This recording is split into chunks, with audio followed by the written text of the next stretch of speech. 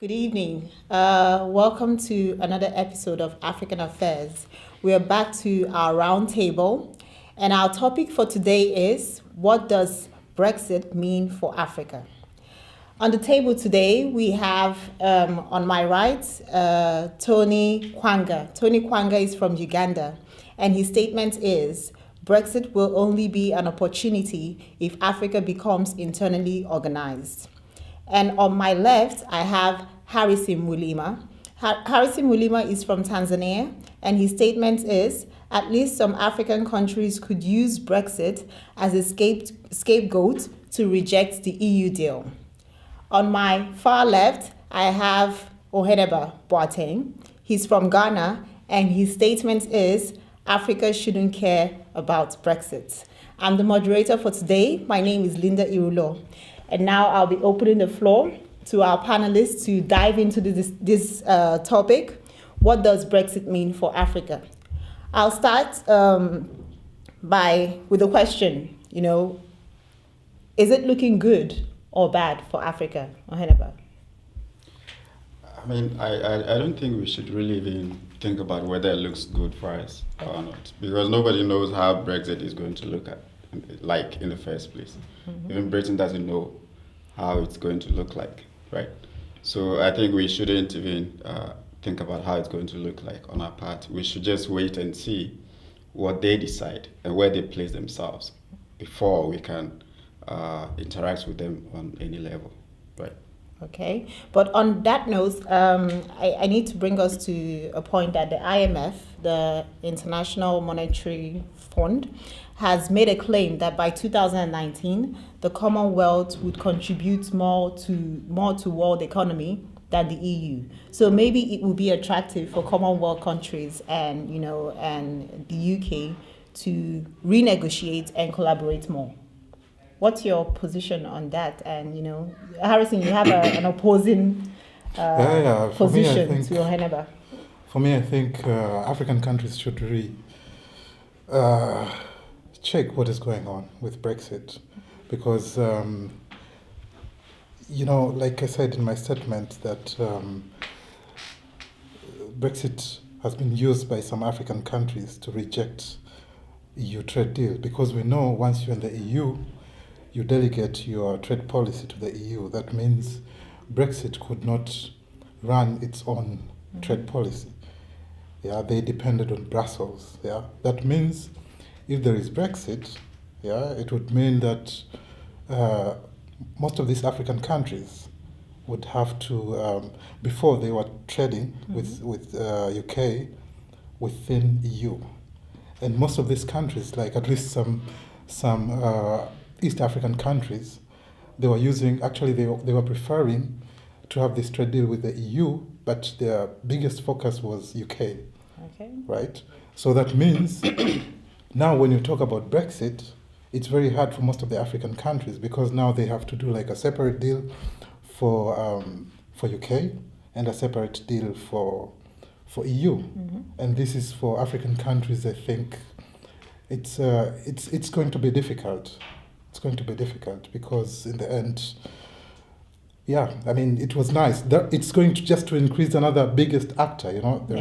There is China already, there is US already. All these big countries are there operating on their own. But on top of that, then there is UK coming in as an independent actor. Yeah. And I think this is complicates all the issues. It was easy cooperating or trading with European countries within, and UK was within the EU bloc rather than outside. Yeah, I would like to come back to the issue of who should we be trading with and maybe who should we be renegotiating with. But I really want to bring in Tony here, because you make an interesting statement about Africa needing to be internally organized before we can have any collaboration with the UK. So what's your...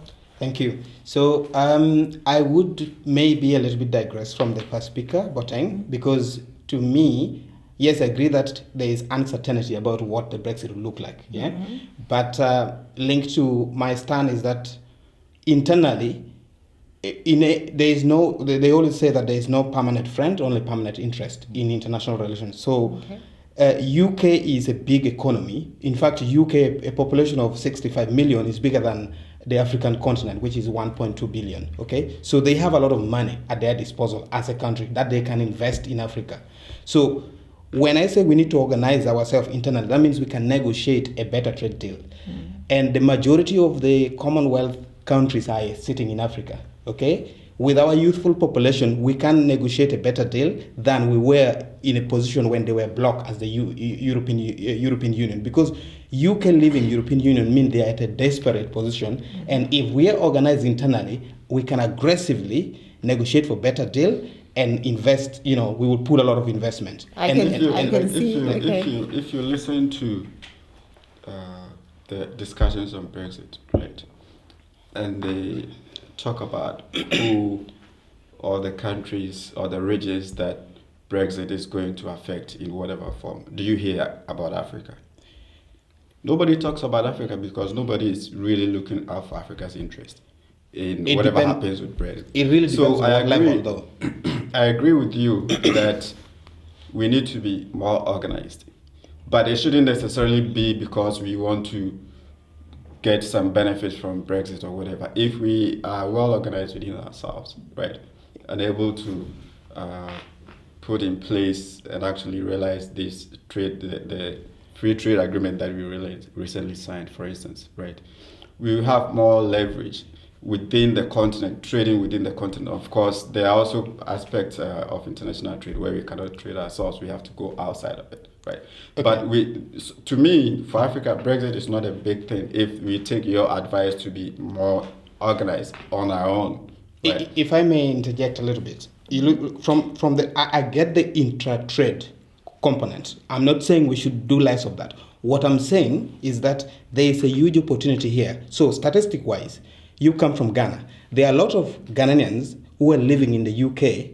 Now, if we are negotiating as a continent, we have a lot of African in the diaspora who sends money back home to Africa. This money is huge. So when we are negotiating, we are going to say, okay, can the UK not tax the remittance that is sent by our citizens back to Africa? This is the kind of negotiation I'm talking of. It doesn't mean we neglect intra-trade. No. It means we get more out of what is there already. And also you can negotiate. There are a lot of investment. UK has a lot of technology. UK has a lot of investment in a country like South Africa. And that links to the recent visit. So there is an opportunity that we can. Yes, at the moment as it stands, we have not. Can I chip in? I don't see anything special. I don't see, and I don't even get the investment aspect. For me, I see. If we just a second, if there's so much we can do on our own without expecting that Brexit will open doors of investment to Africa. Right? So you don't believe in global partnership then? You are saying we should go along? I believe in fair partnership, but I don't believe in a situation where investment is actually used as camouflage for resource exploitation from the continent. So let's not say that Brexit comes around and we negotiate better deals and then all of a sudden more money comes onto the continent. Actually, as it is now, more money leaves the continent than comes in. And if whatever deal we negotiate, if we are not in a position to leverage certain advantages on our part, much more money is going to leave. But isn't that why we say get internally organized? The continent, right? So that's why I said I agree with you that we need to be more organized internally, but not necessarily with getting opportunities from Brexit. Because at the end of the day, whatever Britain, if they leave the EU, whatever deal they negotiate, is for them to get more money from wherever they'll be trading, right? So it's not we shouldn't be overjoyous of doing business with them if it's just for the business sake. We should actually be more interested in how we can internally, organize ourselves and be in a stronger position, whether trading amongst ourselves or whether trading with other countries. So for me, my take on this is that, of course, this is in the interest of Britain, right? But as we have seen now, after Brexit vote, Theresa May was in Africa. It was in August, right? I mean, she went to South Africa, Nigeria, and Kenya. All these are biggest economies in Africa. I mean, if you look at UK, South African trade, it's the number one trade partner in Africa. And then after South Africa comes Nigeria. And after Nigeria comes, I mean, there are some other countries in between, but Kenya is also very important for East Africa. That means it shows that, I mean, now the African countries could be in a very strong position to negotiate. Because what we see here is that, I mean, when you look at this European trade deal, right, this requires free trade. Yeah, so African countries can export to Europe without paying duties, but they also have to reciprocate. They also have to open their markets. But this is something which most of the civil societies, most of the African countries have been very critical about this. And these are the things which African countries should consider when they negotiate with a trade deal with the UK, that UK should be able to open their market for African products, you know, without so that the African countries can export to UK without paying tariffs. And this is what we mean by where African countries can gain from. I mean, the type of trade deal which can be negotiated between Africans and the UK. This is the point, and especially for the Commonwealth countries. I get the point that it may open new opportunities, but at the end of the day, it's about utility. It's about how African countries decide to use it, right? So That's whether Brexit happens or if it happens, it's not automatic that African countries will benefit in whatever way. Of course, but the point I'm stressing is that, to me, it doesn't mean anything special for Africa, because yes, there's the UK, but there are also several other countries and other blocs that African countries, if they are organized, can choose to negotiate with, right? So I think we are overestimating the importance of UK if they go out of the EU. I think we are just overestimating the importance to the African the economy of African I'd like countries. to interject here, so we maybe go further by let's look at the actors that we have at the moment, especially in the context of the Brexit. So there is the EU now, and there is the UK. Which of these actors do you think will be more beneficial for Africa to negotiate with? Because this is going to take years, and Africa should know what they are going to bring to the table and what they expect to get from these actors. So who do you think is beneficial at the moment? Of course, it's the EU. I mean, the EU, if UK leaves, there will be 27 member states. And if you look, I have here data from, I think it's from the European Commission. If you look at the African trade with UK, this is 2015, right? This is on export and imports together. They traded with the EU as a bloc. The amount of money which was gained from this trade relationship was $3 or $5 billion. Yeah. $3 or $5 billion. 305. $305 billion. But if you remove UK out of EU, then what UK got from trading with Africa was $36 billion. UK is not even the second one. The second one was China. China made $188 billion US dollars. And the third one was the US, actually. It was $53 billion. So this shows that UK is not as important as other actors which have come into the scene now. When you look, for example, the African countries will definitely miss is the UK position in the EU. Because if you read some analysis, it shows that, first of all, how the Commonwealth countries got into the EU as part of the ACP countries, it was because of the UK. When UK joined the EU, by then it was called European Economic Community in 1973. So UK came with its former colonies. That means it was UK protecting its interest in the EU. In the EU. I thought you said it was protecting Commonwealth countries. No. I mean, protecting its interest, but at the same time protecting some interest of the African countries. I mean, this is. That's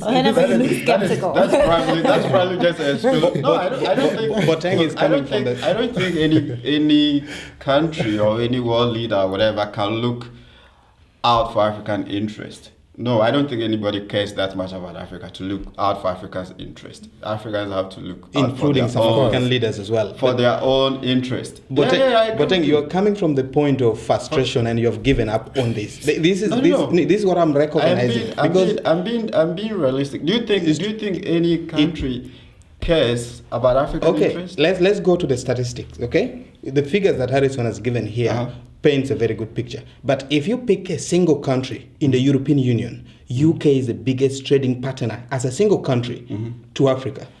Germany, I think, is the one getting in, and France is number 3. Do you get where I'm coming from? So, and if you look into the banking system, the financial system services that runs the Africa from South Africa, Ghana, or Nigeria, Kenya, they are linked to UK. So what I'm saying is that you cannot neglect terms of the trade. How much do Africans benefit from this? You see, that's another level. The question, it's not another level, because at the end of the day, that should be the reason why Africans should be in any form of relationship. And that's why I'm saying. So you cannot say that the benefits it's another level. That's why I'm saying. The relationship for now, we are stating the numbers we're giving is facts. What is on the ground. Before, when we opened the statement, I said, if we are not to organize ourselves, because you see, when we go to negotiate for the trade deals, and then companies like Tullow Oil that are coming from the UK bribe our ministers, and then they write a shitty deal, that is not the problem of the UK. That is our leadership problem. That's why I said, if we don't organize ourselves... I mean, I've not blamed the UK. I'm saying that we have to look out for our own interests. I didn't blame the UK for anything. The question was looking into, as it stands of now, you cannot neglect and say there is no trading going on. I've given you from the banking services industry, there is that relationship going. It goes to tourism sector. There are countries like Kenya, Tanzania, that tourism pays a huge percentage. Going on. What I said was, how much are we benefiting? That's the question I asked. I didn't say there was no trade going on. Just to defend my when I said that when UK joined the EU, it was protecting its interests, but to some extent, it was also protecting African interests, I mean, especially the Commonwealth countries. I mean, I've done my research I looked at the internal negotiations on how the EU countries should cooperate with the African countries. And here I could find out that, first of all, in terms of aid, when the UK joined the EU, it increased its amount of aid given to African countries. In terms of, there are some other things, like, for example, when it comes to, let's say, to trade negotiations, it was the UK, at least the UK position before, was that there should be, countries in Africa should be allowed to export to the EU without reciprocating back. I mean, UK was taking this position of the old Rome Convention. So here I'm not saying that UK is looking for its interest. Yeah, the benefit to them is first. The benefits for every country. They look at their national interest. Yeah. But this is something which most of the Commonwealth countries would miss. So now they don't have. I mean, if UK comes out of the EU, they will not have, like, let's say, a person or a country which is defending its interests. The only remaining EU countries which are also members of the Commonwealth is Malta and Cyprus, and these are very small countries. Yeah. They don't have enough power to push. Maybe you could say that is the reason why African countries should be organized themselves. Yeah. And if they want to negotiate directly with the EU, they do that. I don't think they need the UK as a spokesperson in the EU to talk for them. I don't think Addison is looking at it as a spokesperson. I think Addison.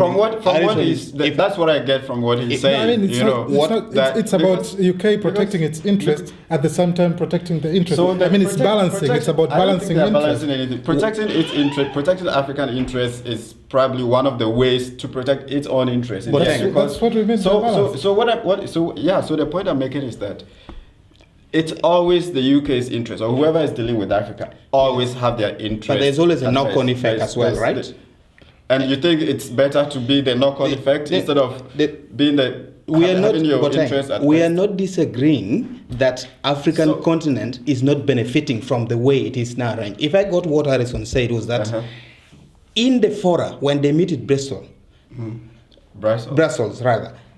UK was the one that was representing, because Africa doesn't have a presence there. So UK at least ignore the fact that they benefit the most out of it. To negotiate the trade deal that is happening now on the partnership where we can ship things to Europe at a lesser rate, UK brought our interest there.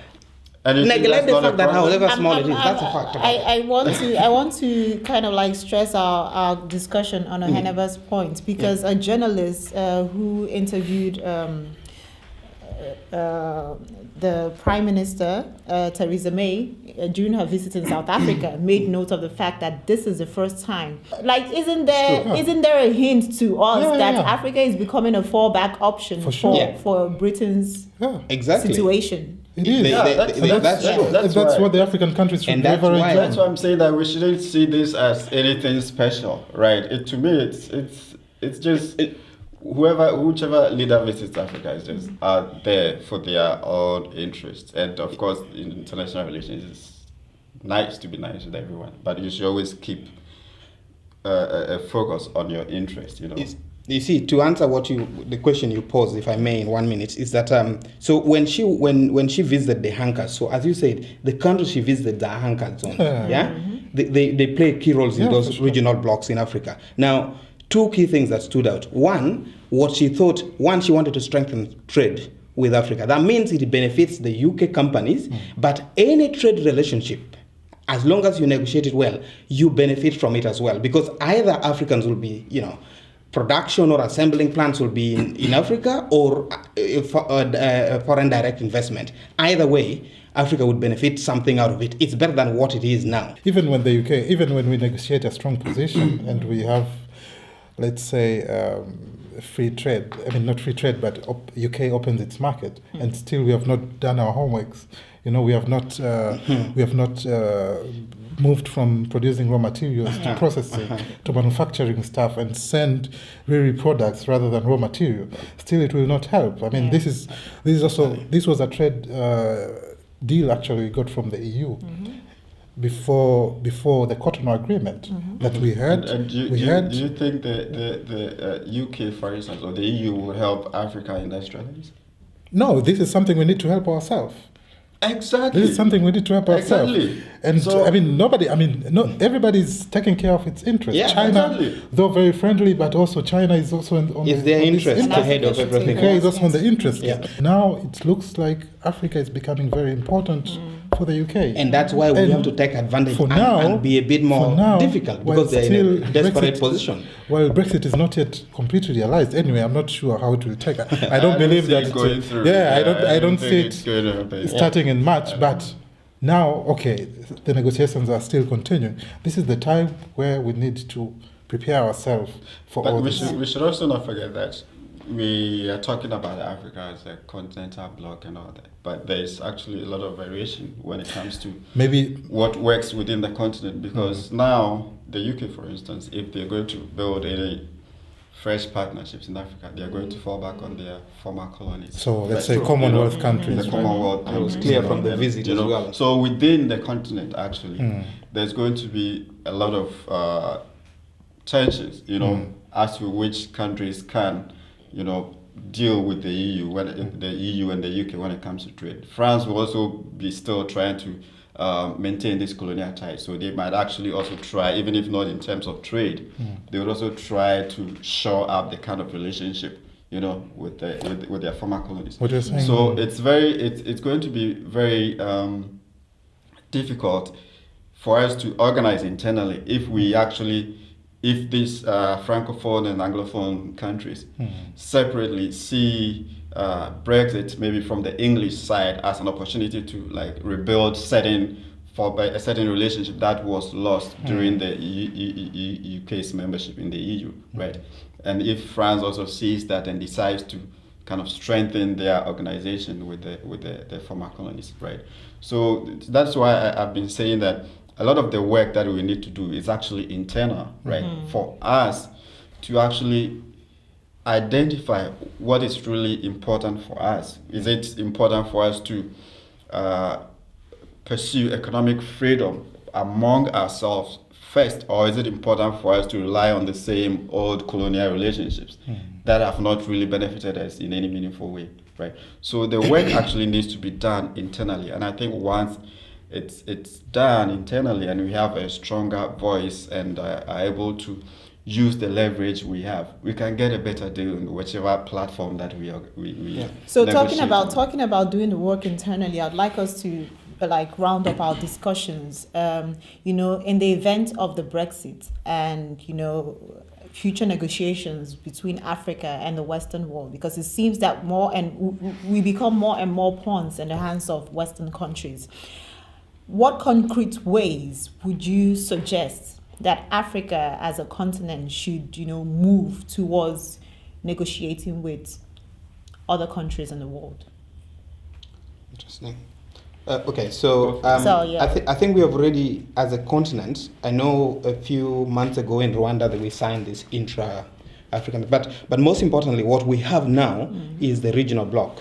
I think there is ECOWAS, there is SADC, there is the East African Community, and I can talk more from the East African Community perspective, that you have a parliament, you have a bloc, and if we negotiate as a bloc, as a regional bloc that is already functioning, okay, because the intertrade in these regional blocs in Africa is doing very well now, we have a better position. Because you see, when you go to negotiate with these big powers, and you go, for example, like a country like Burundi, which the GDP might be a single company in the UK or in China, or the population is only 11 million, you will not make much impact. You get on it. But if you go as a regional bloc, you have that. So for me, strengthening our regional bloc would give us an advantage as we prepare to go to the Africa as a continent. And Harrison? There is this one African saying or Tanzanian saying, but literally it translates as the person who is hungry does not care about taboos. Yeah? So you might not be allowed to eat pork, but you can eat pork because you're hungry, right? And this is what I see with the UK, right? Now, when it's coming out of the EU, UK is desperately needing other partners, yeah? And it's saying that Africa would play a very strong role. That's why Theresa May was there. And for them, they're also on this interest business. So I see it here now that African countries should really watch this carefully. Yeah, they should watch this carefully. And for sure, I agree with the others that they should prepare internally. Because here I see, as you mentioned here, I see some sort of like blocks based on colonial links coming up. On the one side is Commonwealth, where UK is trying, to come up with this Commonwealth group after Brexit. And then on the other hand, like you rightly said, that Francophone countries where their interests are going to represent within the EU. Yeah. So I see this coming up. And if this goes on, then we are going to be divided, and all our plans, I don't know, the free trade area we are planning to have on the continental level, I don't see it coming up. So it might be disasters. At least if we don't now put work to organize ourselves together and see and create really what we want to, create really our interest and what we want to gain from the UK and from other countries in the world. Okay, thank you. And Hannibal, you seem to be the skeptical one. This may look like long shots, but to organize ourselves internally, I think first we should actually create the African passport and make people move within the continent freely, because there's no better way to integrate or get people interacting with each other than making space for them to move, to conduct business, go to school, or to do whatever they want to do on the continent. That's what you do to integrate. And the second, to me, is to get a common currency, right? That is the surest way of putting the economics together, right? And it's from there that you can actually decide to negotiate with a stronger voice, Otherwise, if you are dealing with the Francophone group, the Anglophone group, you are doing with CD, you are doing Zimbabwean dollar, you are doing CFA, it's splintered all over the place. At the end of the day, it's very difficult to get everyone to be on the same page, But if we have a common currency, that automatically means that there is some form of a common economic policy involved, And it's based on that we can actually decide and have the capacity to negotiate for stronger positions on global platforms. Okay, thank you. You've all raised very interesting points. It's unfortunate that we are running out of time, but please, to our viewers, follow us on Facebook and on YouTube with our handle African Affairs Forum. Thank you for joining us in the conversation, and stay tuned and stay updated on our pages to see more of our events. Thank you guys, and we look forward to more conversations. It's a pleasure. Thank you. Thank you.